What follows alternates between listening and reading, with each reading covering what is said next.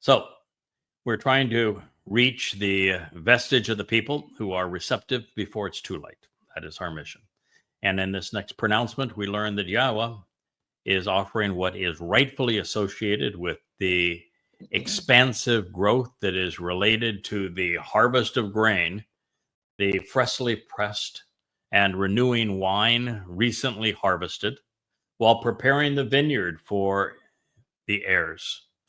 All the while, the glistening and brilliant pressed olives are woven into the story, so that God says through all of these exceptional metaphors, he is going to assure that we are satisfied with his fulfillment. And I will explain a little more about all of this in a moment. Yahweh, which is God's name, transliterated as guided by his Torah instructions on his Haya existence and his role in our Shalom, reconciliation, as our Eloah, Almighty God, provided the answer by responding, Anah.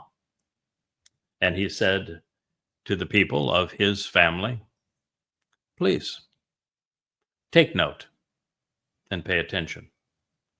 I am reaching out to you by sending to you that which is associated with the expansive growth related to the harvest of grain. The freshly pressed and renewing wine, recently harvested and prepared for the heirs of the vineyard, and the glistening and brilliant oil from pressed olives, so that you will be abundantly satisfied with the fulfillment of this. And I will no longer allow you to ever again be taunted and insulted among the foreigners and the nations. Yoel, Yahweh is God. Joel 2:19. Wow, you know what's really impressive? He begins the whole thing with saying, please. That God is, Yahweh's polite. Please. God is very polite. Please listen. You know, for God, he is actually quite humble. You know, God doesn't ask us to be humble in any way. He much prefers that we be bold, but God understates his position.